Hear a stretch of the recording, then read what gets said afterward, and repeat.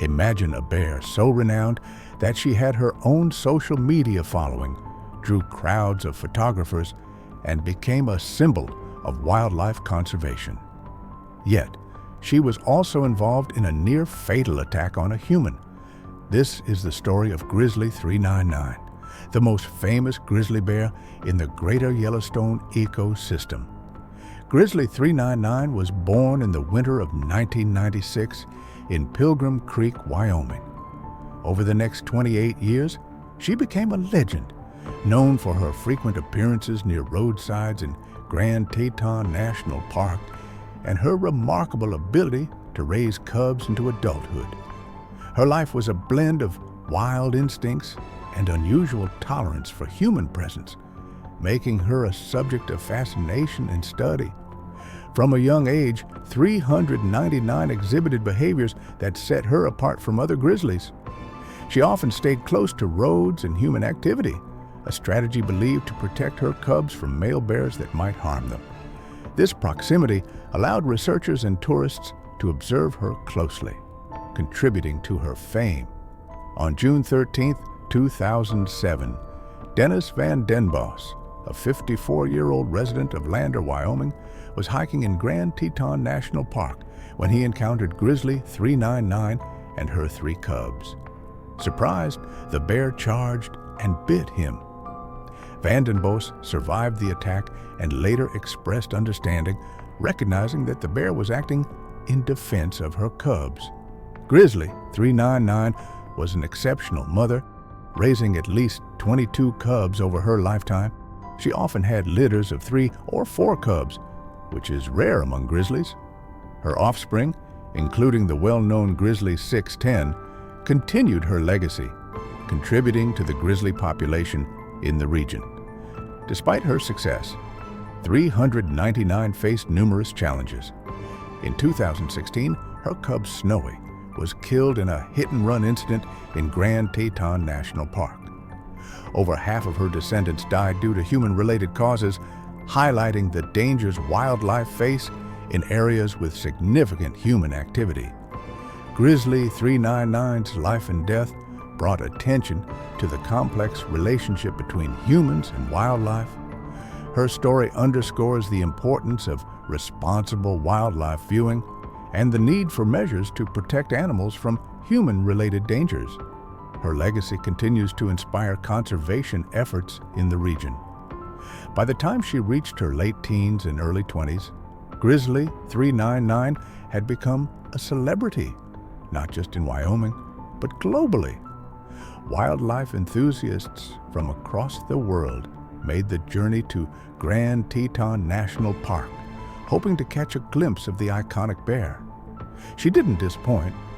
Tourists would see her casually strolling down Pilgrim Creek Road, foraging in meadows, or leading her cubs across fields of wildflowers, seemingly unfazed by the crowds that often formed around her.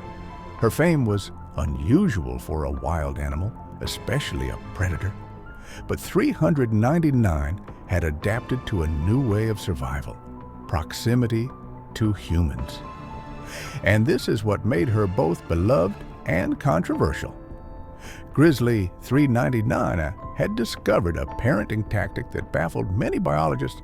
Instead of taking her cubs deep into the wilderness, away from human presence, she often brought them near roads, lodges, and even picnic areas. Why? Because the threat of adult male grizzlies, who can kill cubs to bring the female back into estrus, was significantly reduced around humans. Adult males tended to avoid roads and populated areas. In essence, Grizzly 399 used humans as a shield. And it worked. Her cubs had higher survival rates compared to other bears. This brilliant adaptation not only protected her young, but also allowed the world to witness the intimate life of a grizzly up close. It was this strategy that made her so visible, so knowable, and so deeply humanized. But fame comes with a price. The growing number of people wanting to photograph or follow her became a risk. Cars crowded the roads when she appeared, tourists approached too closely, sometimes breaking park rules.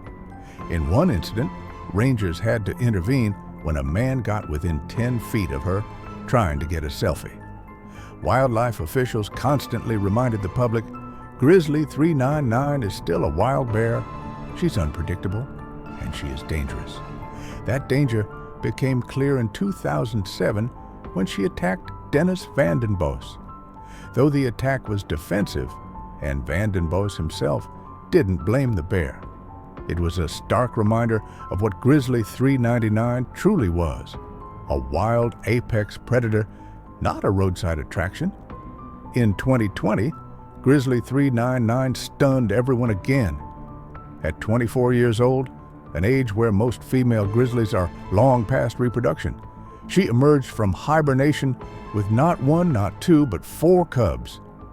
It was an astonishing event. Biologists called it unprecedented. No bear her age had ever been recorded birthing 4 cubs in the wild. She paraded them near roads, across fields, even through Jackson Hole, boldly navigating spaces humans had come to dominate. This litter became her most famous. The cubs were nicknamed the Fab Four, and their adventures were tracked daily by photographers and rangers. But with fame came tension. Would the cubs survive? Would 399's boldness finally lead to tragedy? In 2021 and 2022, wildlife officials faced a dilemma.